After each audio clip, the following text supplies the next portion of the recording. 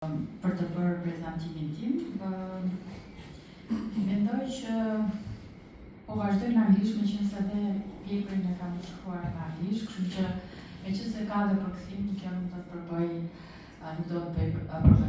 problem. After hearing so many talks and which were some were emotional and some other were with plenty of facts about the relation between Albania and Spain. For me as a scholar, before starting to understand and explain and propose the facts and arguments about this relation, it was important to think how should we approach this relation. Normally, in order to give judgment or to propose arguments, we look at the nature of exchanges that two countries has established historically in time, in order to understand if this relation were friendly, rivalry, or enmity, to project and to understand what happened in the near past, but also to understand where we are going.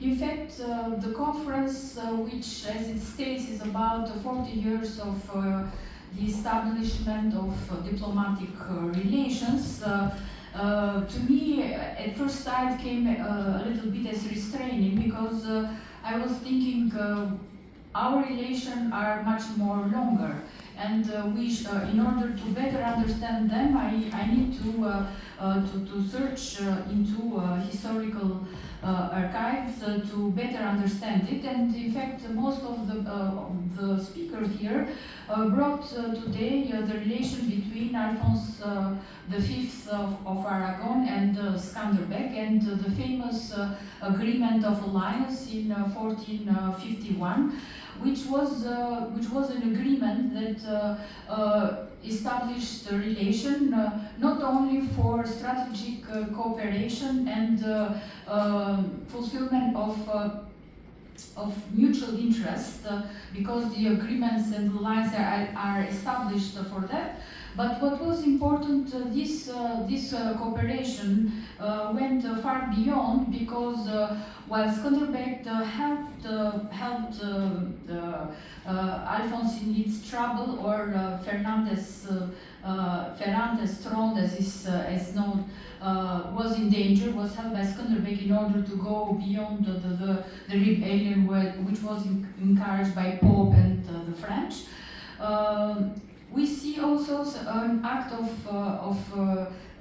friendship that go beyond strategic alliances and interests, that has to do with not only the help of Skanderbeg to Alphonse, but also to the pledge of Alphonse to help Skanderbeg and his family, help Skanderbeg with assistance, but also to cover the needs of his family after Skanderbeg's death, and host his family and his wife Donica and his son in Naples in 1468, which we know is the date of the death of Skanderbeg. This, as it was mentioned by Ambassador Montopio, this meant also this exodus of a lot of Albanians, known as Arboresh, that were accepted in Italian land in order to escape the Ottoman invasion and all the revenge that followed with. But I want to go a little bit further, because Donica, the wife of the Skanderbeg, followed the Aragonese court in Spain, and she lived. So the Aragonese court offered to her not only shelter, but also respect to her level of nobility.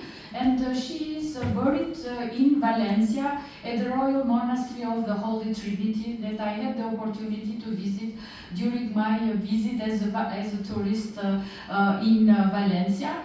In fact, it was from the Spanish guide which told us, because telling the truth, before I didn't know that Donica was buried in Spain, and later when looking at internet, I did a search, you see that the news started to spread. I think it's related also to the fact that a lot of Albanians and Spanish people are traveling from one country to the other, and of course that this also go with searching about the history of the other in order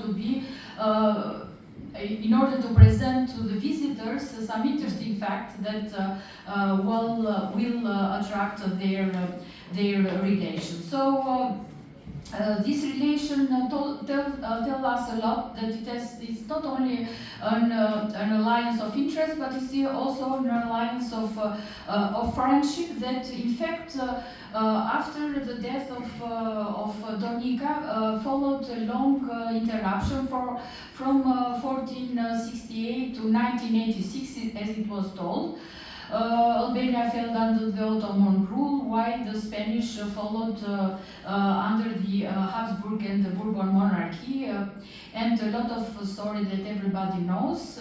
And then in 1939, we know that Albania went through difficult periods of establishing its newly independent states, but Spain was there present, as it was also mentioned, because Albanian state was recognized in 1922 by the Spanish crown, and at the same time legate a representative office was opened in 1929 in Albania, to be closed 10 years later, as it was told, because of the invasion of Albania from Italy, and at the time Spain was under Franco, under a dictatorship that was on the side of the Axis, and so it wouldn't go against Mussolini policies.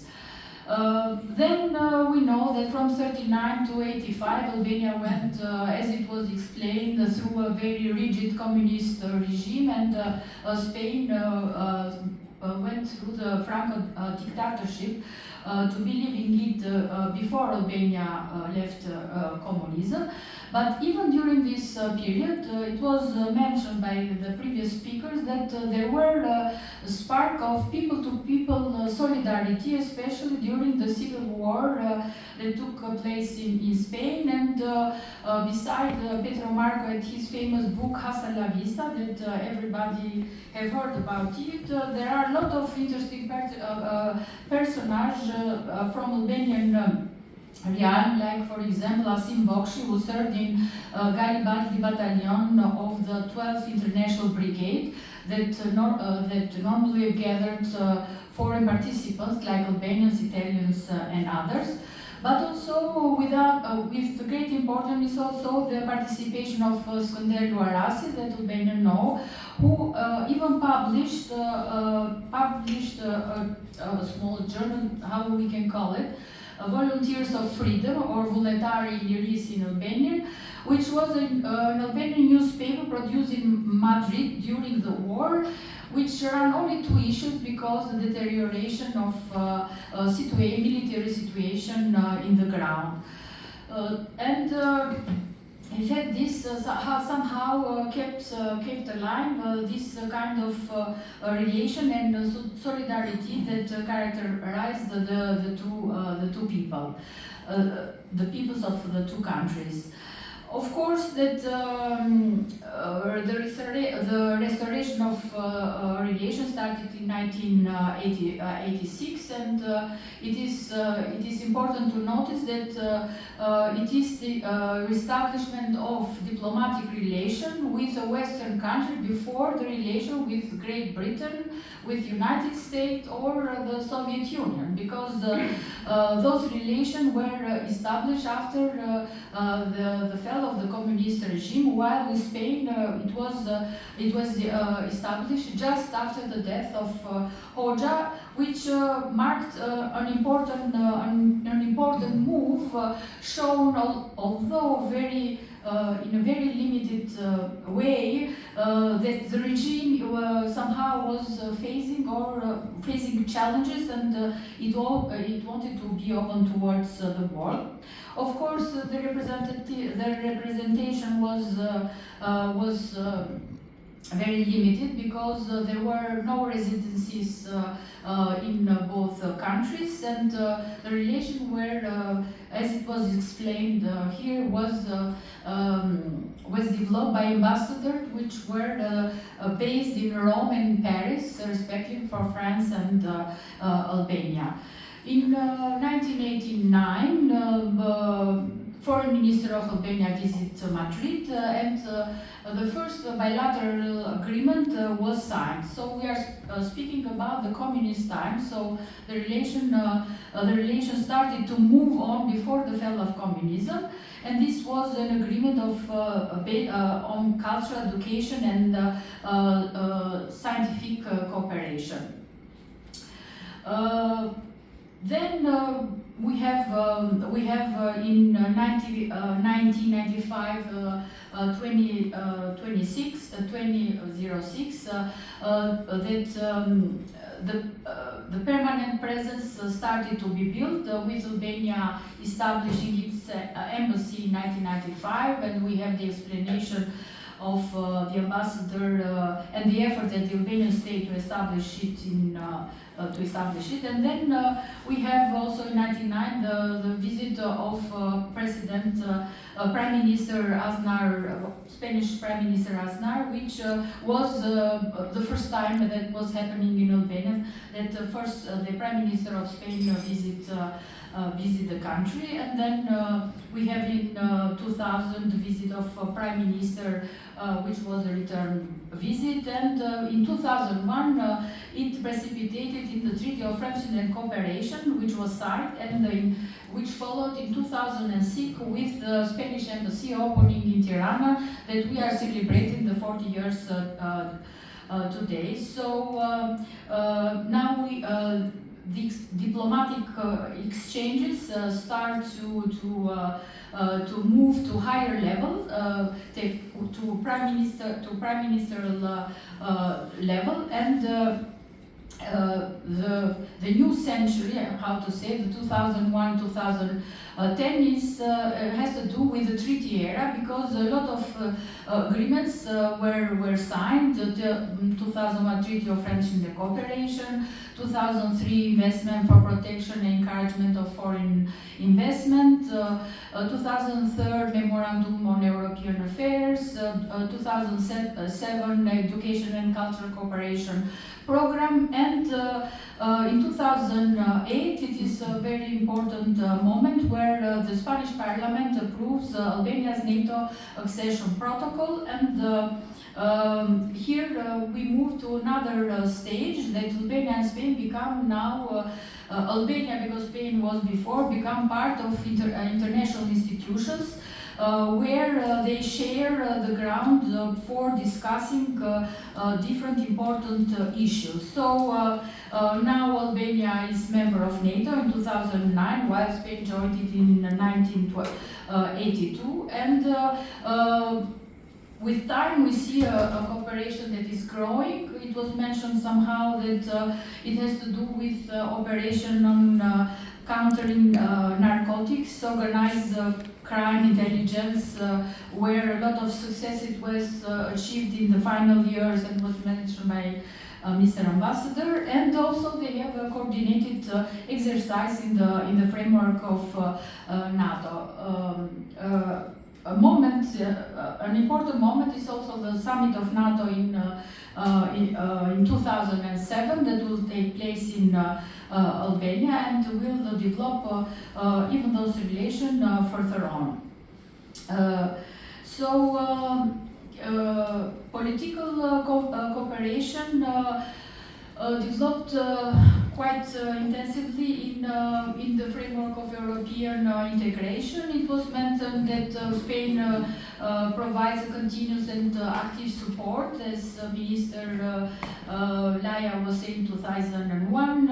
Firm support comes from Foreign Minister Alvarez in 2027, 2007, and also the visit of our foreign minister Price, the relation that exists between the two countries. Now, it's important to mention that Spain has offered quite continuous support about Albania in European Union. It is under Spanish presidency in the European Union, the visa liberalization of Albanians to European Union took place. And it is also in 2010, and it is in 2023 that under the Spanish presidency, it was one of the priorities of this presidency to keep Western Balkans on the taper of European integration. You know that it was a very tricky period because which was characterized by the fatigue of the European Union, and also the fatigue on the side of the ones which wanted to be member of the European Union. So this support came to the right moment, reinvigorating the hopes for quick and on merit base membership into the European Union. Now, something that wasn't mentioned during the discussion and the presentation here is the divergences that exist about Kosovo and its recognition. Everybody knows the Spain position that doesn't recognize Kosovo independence, where Albania has invested on the recognition not recognition, but recognition was in the beginning, but the sustainability of independence of Kosovo, which means the recognition of Kosovo from all states and the chair finalized with the chair in the United Nations. Of course, Spain has its own reason, concerns about Catalonia, secessionist movements, as it is Catalonia and Basque precedent. But however, it's important to emphasize that both countries has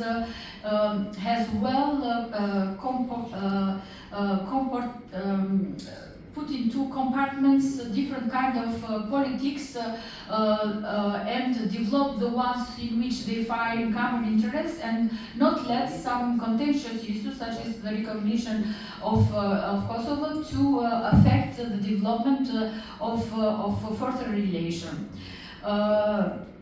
So this issue is not allowed to undermine broader cooperation, and in fact, pragmatic approach is established by both countries. Now, if we look at the economic relation, would say that of course Spain can be compared with other important economic partners like Italy, Greece, which in figure stand above France, but above Spain. But we have to emphasize that this relation, especially the trade relations, are fastly growing, and Albanian export to Spain has grown with more than 20%. As they have, I'm almost finished. As it is the case for Spanish import. And what is important to emphasize, it is that the trade balance is positive for Albania, which do not happen quite often in exchange it has on the trade. Although here, while I was studying the situation, I could pick something about the trade exchange in 2006, which has gone to a decline, and I don't know why. Maybe we have to give that figure to the fact that the geopolitical situation has affected the exchanges, but it is a moment of reflection to see if it is a long pattern to continue, or it is just an accident that happened. So what we need to keep in mind is the prospect that the trade relations are increasing, and regarding the investments, I just mentioned that especially they are in tourism, but we see interest also in legal and consulting issues, or in renewable energy efforts of Albania, assisted by Spanish government, or the or infrastructure discussion. Tourism, as it was mentioned, there are a lot of flights established that bring people together. And the number of visitors increasing in both sides. Spanish people that visit Albania and Albanians that visit Spain. That is a good.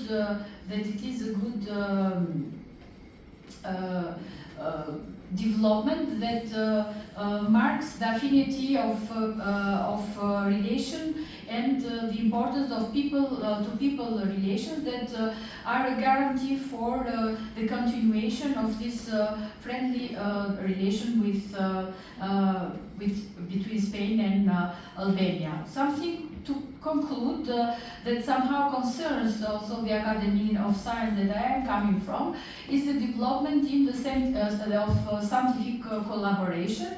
We are talking about NanoAlp, which is that now is working toward Nano Balkans, which is a center of study in under the attention of Academy of Science, that has developed an important partnership with Institute of Nanoscience in Barcelona.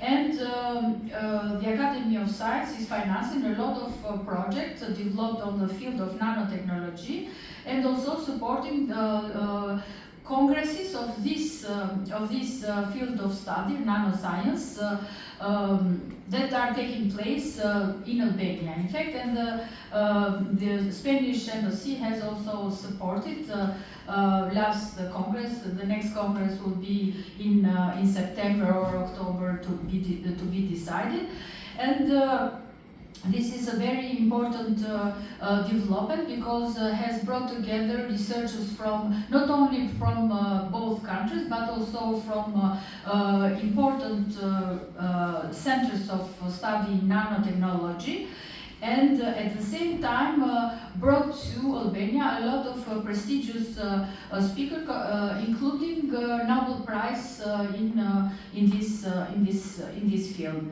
And to what we are facing, it is clear that this cooperation will continue. And in fact, Albania has, with the support of this Institute of Nanoscience in Barcelona, has also the ambition to become a nano center at the Balkan level. So gathering all the researchers, scientific researchers of the region around this topic.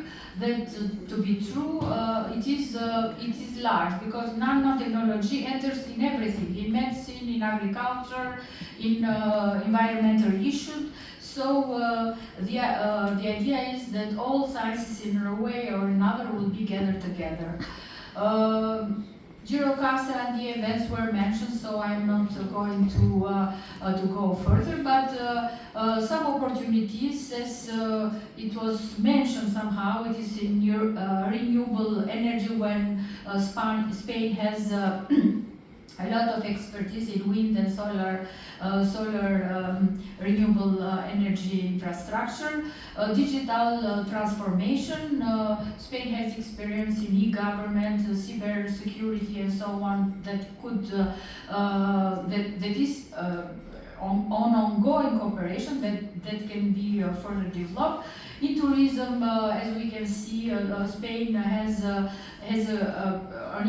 the second biggest tourist destination, has an experience in cultural heritage as sustainable tourism development that can be also transferred to Albania, and Albania can also can have a lot of sites, coastline heritage that can attract Spanish investors' attention. Of course, on the education, as it was mentioned, and Ambassador Bitri mentioned that Spanish language is part of the education system in Albania. And in fact, the first high school department was opened at the high school Asim Voksh in Tirana in 1979.